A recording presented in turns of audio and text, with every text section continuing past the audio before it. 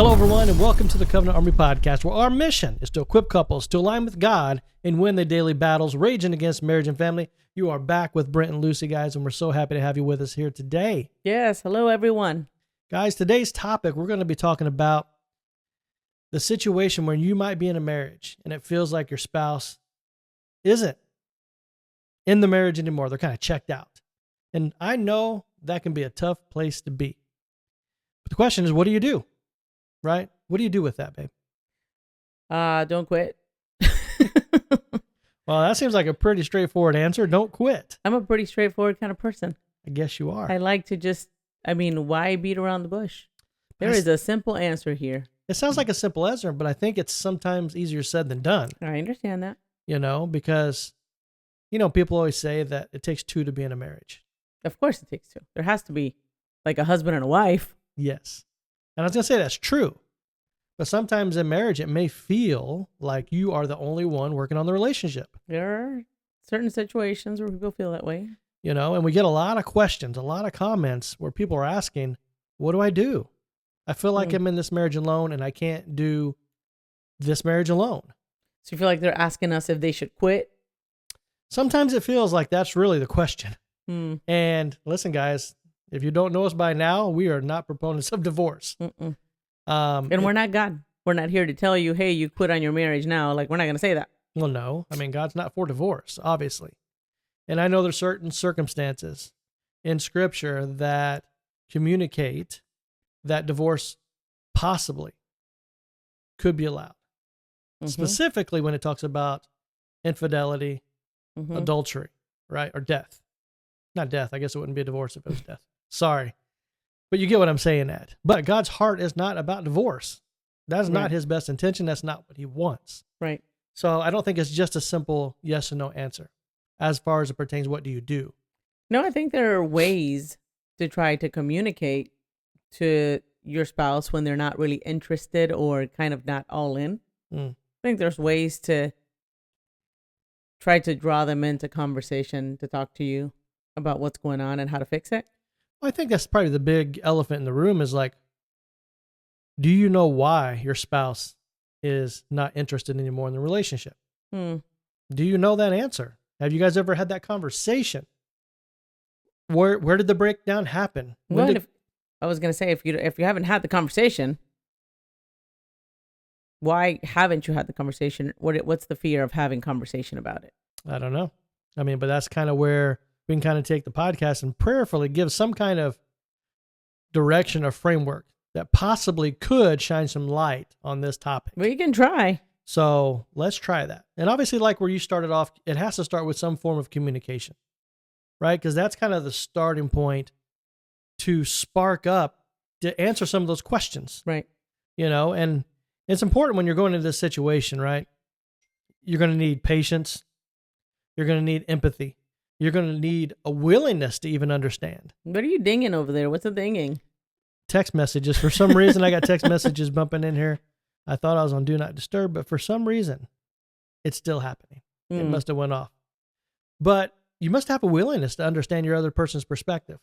Because like if you're at the place yourself and you really don't even care what your spouse is thinking about, you're not in the right headspace to even find reconciliation in this area. Well, that's a dangerous spot. And if that's you, I would definitely recommend you got to get with Jesus ASAP. And you need professional help ASAP. Yeah. Well, yeah. I think Jesus is professional help myself. Well, sometimes people need a person in front of them that they can see, that, like a tangible individual that they can be the representation, in essence, of what Jesus would tell you. And we're going to get into that later in the podcast as we break down some of those points, because that's super important, right? Because the biggest part here is understanding. Like if we can't relate to one another, it's going to be very hard to bridge the gap, right? So how do you kind of set up this framework for that spouse that's not really interested? Well, one thing's for sure. You need to make sure that you choose the right time and the right place. Some people want to talk about stuff. Let's paint this picture. You're out with some friends. Like you're supposed to be out having a good time, but you've been holding on to some stuff and you've kind of been afraid and been tiptoeing around your spouse to confront them about it.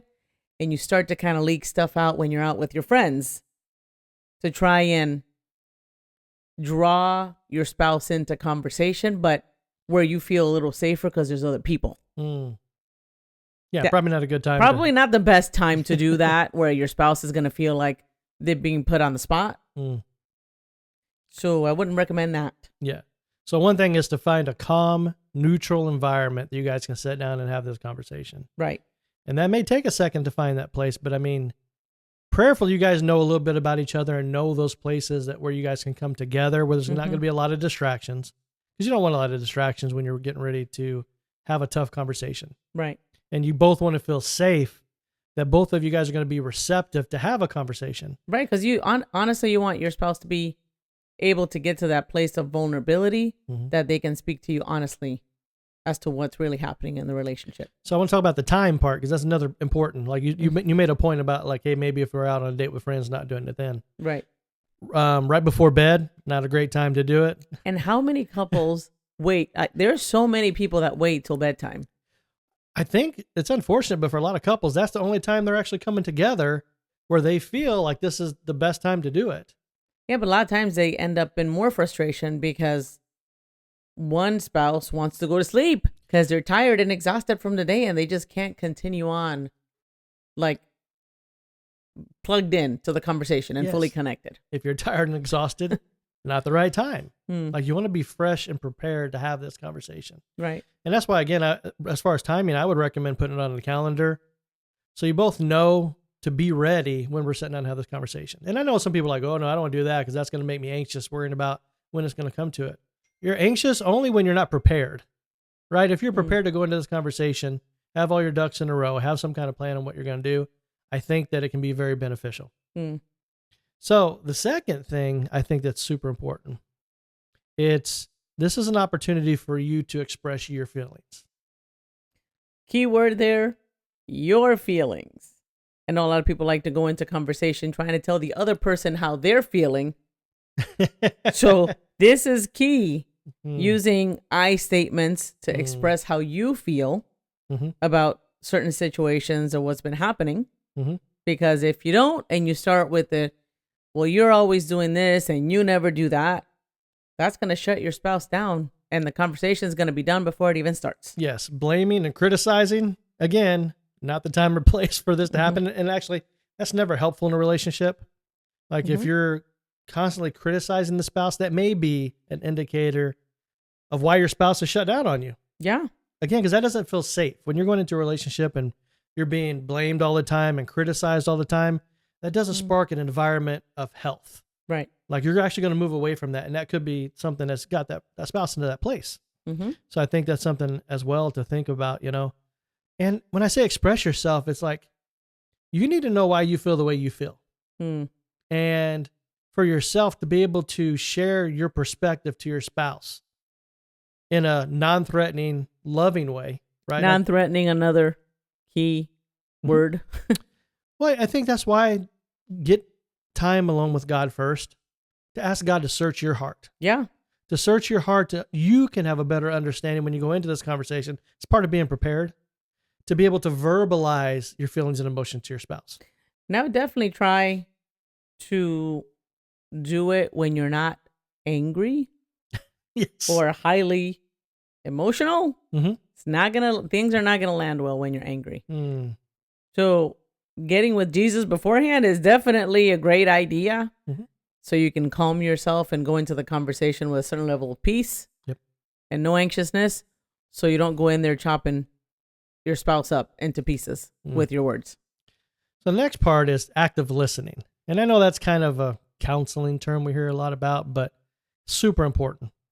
Like you need to give your spouse an opportunity to speak. And I know because we started off with express your feelings. You're thinking, okay, I get to come out of the gate. I really get to tell you how I feel so you can finally understand me. But I think that's important.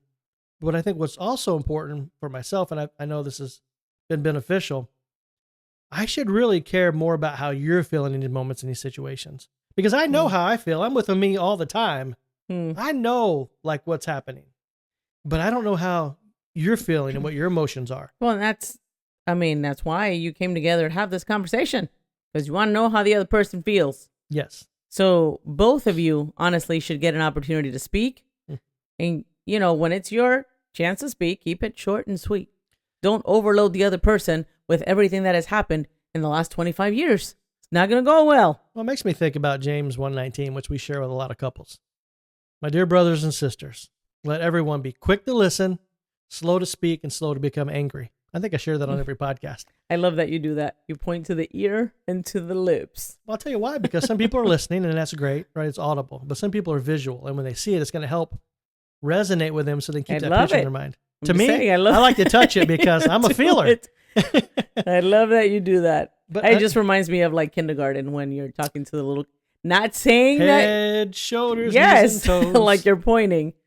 But you made me forget what I was going to say. But active listening, like stop talking. In that moment when your spouse is talking, because this could also be an indicator why your spouse isn't talking to you. When your spouse is talking, give them the space to talk. Yeah. So you can fully receive what they're bringing to the table. Again, because if they're not on the defensive and they don't feel like they're being attacked, they're going to be more apt to open up and share with you when they feel like they can be heard and understood. And if you create that little safe place for them to share with you, and this is the big thing also, don't get defensive. Because if they say something and you immediately start to roll your eyes and throw yourself back in your seat, right? And you start like gritting your teeth and hopping around like a chicken, it's going to cause a response out of your spouse. Be aware of yourself. Be aware of your body. Be aware of your posture. Be aware of your face. Watch your face. Because all that's communicating something to your spouse. And again, that could spark up that defensiveness in them when they're trying to share with you. How many times do couples go off the tracks when their spouse tries to share something with them and immediately they see a response in their spouse? Forget it. That's exactly why I don't talk to you. Exactly right there what you're doing. And they're like, what are you talking about? I think it's happened with us. It could have. I think there has been a time when you've done that, Jimmy, that it sparked up a little defensiveness. No way. Like a body language, right? Yes. Yeah. As soon as I say something and I don't agree with it. You don't agree with it, or I get offended, or you're sharing something with me and you see like my face, I have some kind of expression that you're like, oh, that's exactly why I'm not. Forget it. I don't want to share this anymore. I understand. Why somebody would respond in that way because we have been there. So definitely catching your facial expressions or the heavy sighs. A lot of people like to do it. That's not going to breed an environment of safety to want to share and open up. So to share something are also like maintaining eye contact. So if your spouse is sharing with you, it's not time to hop on your phone. It's not time to watch television or watch the cats play out in the yard. It's not that time. Or be watching the kids and what they're doing. Well, that's why it's good not to have distractions, right? So this stuff's not pulling you away. I'd say put your phone away. Give your spouse undivided attention, right? When they're talking, give little nods like, okay, I'm listening. That's a sign that I'm listening to you, right? The eye contact, the nodding. Okay, you can share. Like, I understand what you're sharing right now. Well, and to keep the person's attention when you are sharing, I know I just shared it a little bit ago, keep the points that you're sharing short so the other person can really take in what you're saying and be able to respond back to what you're saying. Because if you share 2, 3, 4 points at the same time, they're not going to know which one to attack first. Well, that's why clarification, right? If you're listening, your spouse is sharing to clarify what you just heard. Yeah. Because a lot of times there's miscommunication, and once somebody hears something, it changes the channel a little bit, so they may be picking up a different frequency. But repeating back, summarizing what you just heard your spouse shares. Right. It's super important, which goes into the next point, is validating what your spouse is sharing with you. Like if I can summarize back to you what I just heard, even though I'm just summarizing, that's validating. I heard you. And a lot of people have a lot of trouble with this one, the validating of the feelings, because they immediately want to jump into their feelings. They don't want to validate. They want to talk about how they feel or how you just made them feel with what you just said. Yeah, because again, we're me focused a lot. Because you're with you all the time. 365, 24/7, you're with you. You're in your feelings. You live in your feelings. But to have a relationship and relate to your spouse, you got to kind of understand their feelings. And like you said, validating those feelings. Again, it's not saying you agree with 100% what they're feeling. That's just saying, okay, I see how you could feel like that. Right. I see why you feel like that. I understand how you may have gotten to that place with what happened. And I know this is huge because I know for us in those moments where we hit a speed bump, I like to call it, that the moment that one of us validates the other person's feelings, it takes the wind out of the sails of the battle. Right. It changes the tone of the conversation immediately. It takes us from being adversaries in that moment to allies. We're in the same boat together. And validating those feelings does that very quickly. Like, I think it's a supernatural thing. I'm being honest with you. I feel like it's a supernatural change in the environment in us as individuals when we validate each other's feelings. Well, because then you're not just talking about your own feelings. Now you're acknowledging the other person and how they could have felt, even though you may not 100% agree. You're still kind of coming alongside them. I think it also communicates, I see your value. Validate value. I think it sees the value of you as a child of God. You matter. When I validate your feelings, it shows that you matter. And a lot of times that's the combat. That's the battle, right? We feel like we don't matter. We feel like our feelings don't matter. Think about it. That's why people go to counseling. So they can be heard, so they can be validated. You know, true. Like that's why they go to counseling. So in a sense, you can do that with each other in your marriage when you sit down to have conversations and validate what the other person is feeling.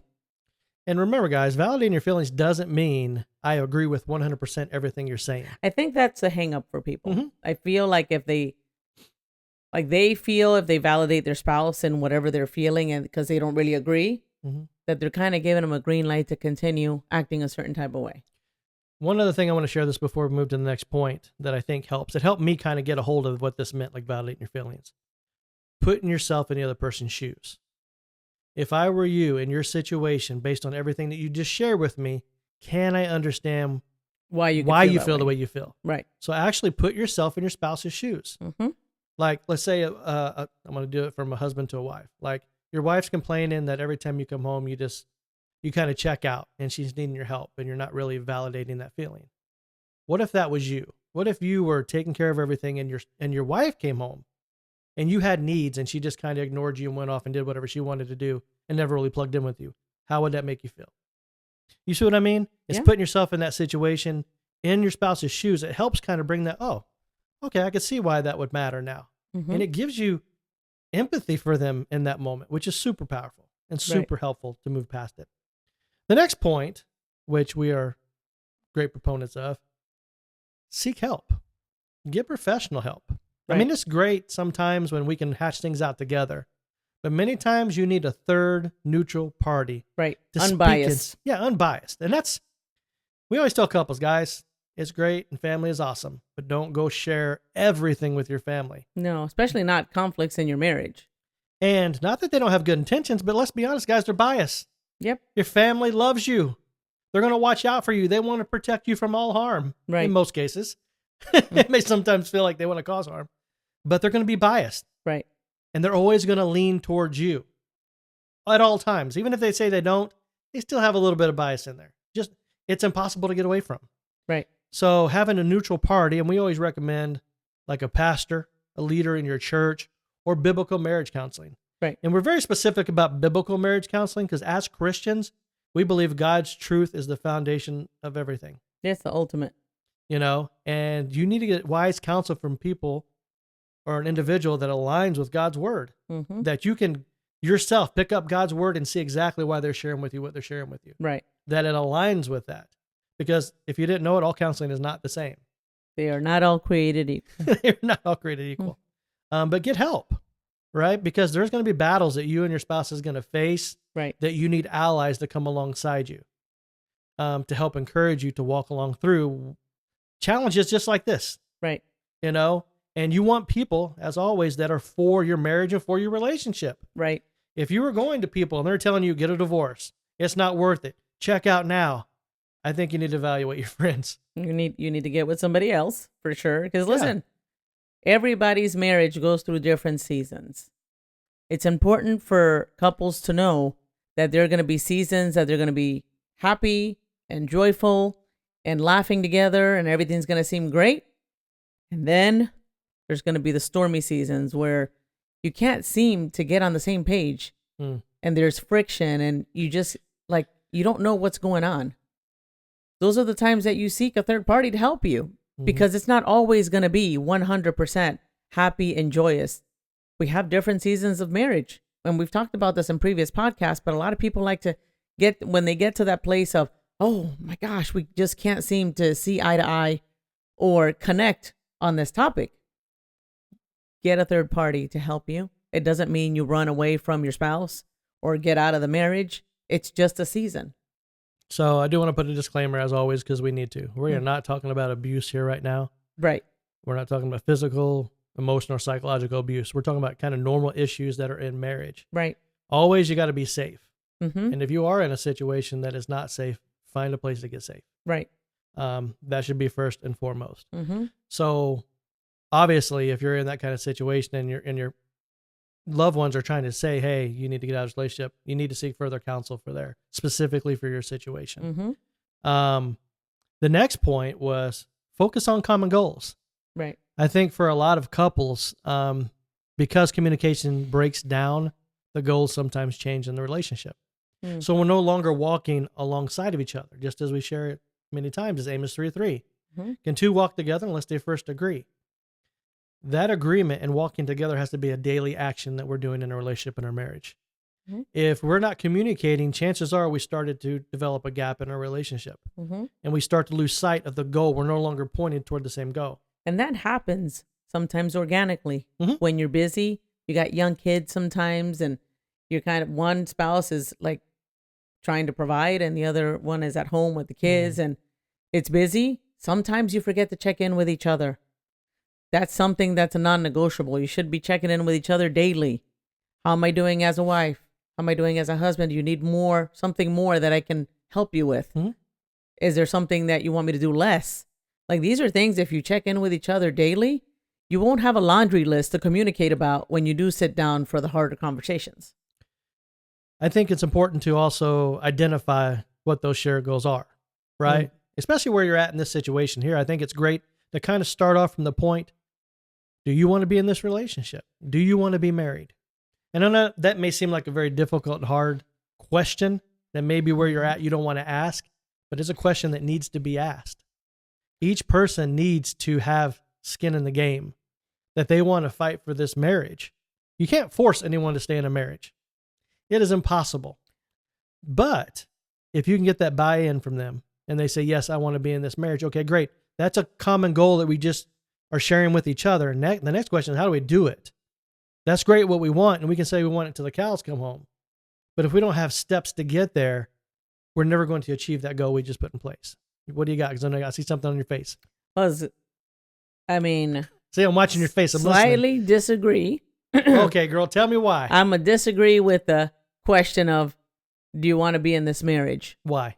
Because when you stand at the altar and recite vows to one another, that's when you recited to each other that you wanted to be in this marriage until death do you apart.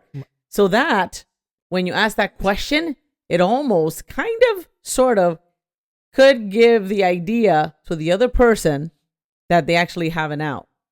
And I know why you said it, because you are trying to get that person to lean in and have buy-in into what you're about to walk through. I totally get it. Well, I lovingly would like to add, you need that recommitment. Yes, we made it at the altar, but every day in our actions and our responses to each other is communicating, I'm in this or out. I understand. I want you to put words to it. I don't want to just say, well, you know I am. I don't need to answer that. No. I want you to say, vow today that you are fighting for this marriage. I think it's important. Fighting for this marriage, I would say, is different than asking the person, hey, are you still wanting to be married to me? Are you in this battle? That's what you're asking. Okay, but not, do you still want to be married to me? Because that's the question. Are you still in this battle? You're splitting hairs here.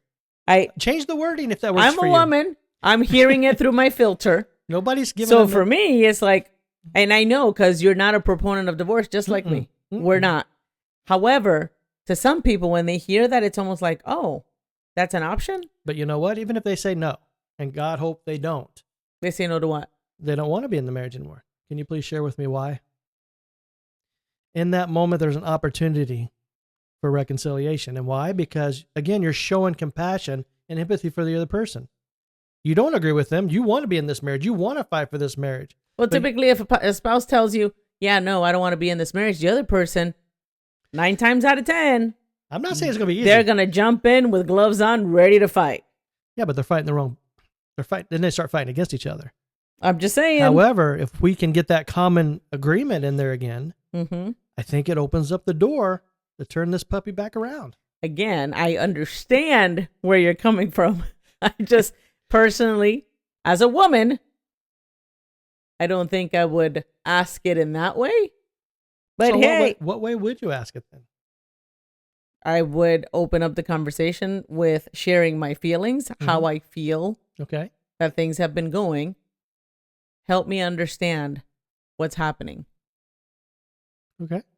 I don't think I would. I mean, the question down the line could be, do you want to fight for us? Do you want to fight for this marriage? Okay. So we tweak the wording a little The bit. wording, that's what I mean. But the purpose is still the same. Absolutely, I agree with the purpose. Again, it's to get the couple on the same page, fighting for the same goals and the same purpose. Yes. Because again, sometimes in those moments where you may not be feeling it, you can find something to fight for. And let's really just narrow this thing home. Like, let's drill it home. Hammer on the nail head. Hmm. Hammer, nail, head. Yes. Yeah. You're doing it for God. All this other stuff aside, when you jumped into that covenant and you gave your vow, yes, you vowed to each other, but you vowed to God. And in that moment, maybe that's exactly what your spouse needs to hear. We vowed to God that we were going to stay in this marriage forever. What do we need to do to get back on the right track. path? Yeah, absolutely. The right track? Because sometimes that humbles a person. Like if you're a Christian and a believer in Jesus Christ, it never says you're not going to face challenges, but sometimes that refocus and that truth alone does something supernaturally in your heart. And Yes, again, sir. if they're not there, that's between them and God. You are accountable to God for your own part. Makes me think about the Hollywood marriages. I mean, Another one we just heard last week that's looking a little shaky. Benifer. I know nobody likes to say it anymore, but it's sad if that couple is facing challenges yet again. yeah, that is very sad. It makes me sad. I mean, for her, because we've seen that she's been divorced quite a few times. It's sad. So it's very sad. And there's kids and There's It's kids just- on both sides. it's a mess. Divorce is always a mess. So don't go that route. Like, Well, divorce doesn't fix anything. It just makes things more complicated. it sure does. Yeah. So that's not really what we were jumping, but we got into it anyway. So the last part here I think is also super, super helpful. Mm. It says, be patient and persistent. Be patient and persistent. And I'd just like to start this one off by saying, hey, remember, it's all in God's timing. It's all in God's timing. We want it fixed fast. We want it now. We want everything to be healed immediately. But sometimes it takes a second. You don't know what God is doing in each person's heart in this moment, in this season. Mm. Yes, you're probably facing some discomforts. I'm sure both of you are. If your spouse is fully disconnected, don't think they're over there having the ball in the time of their life. That's not what's happening. Mm. You can probably feel it in their spirit. You're Mhm. unhappy, they're unhappy. The problem is you guys are separated emotionally, Right. which is making it even more difficult because you're not working together for the marriage. So it's time to define what has happened to get you guys to emotionally disconnect. Yeah, exactly. And that takes time because you don't have that understanding because communication has been lost. Reforging, like putting up those communication lines is so, so important. And let's not discount prayer in this as well. Mm-hmm. Because For if, sure. if your spouse is not listening to you, pray to God they're listening to him. Mm. Even though they may be stubborn and prideful and they're just dug in, heels dug in, still pray for your spouse. Mm-hmm. Pray for your their spouse, heart. For sure. Pray for their mind to be loosened up from the bondage of the enemy, which is trying to take them down. Mm. And take your marriage down ultimately. Because you can still fight for your marriage as an individual, Mm-hmm. right? And I know it takes two for the marriage to be healthy and successful, but one person changing and inviting God into the battle has the power to change everything. Amen. But you got to believe it yourself and you've got to want it yourself. Mm-hmm.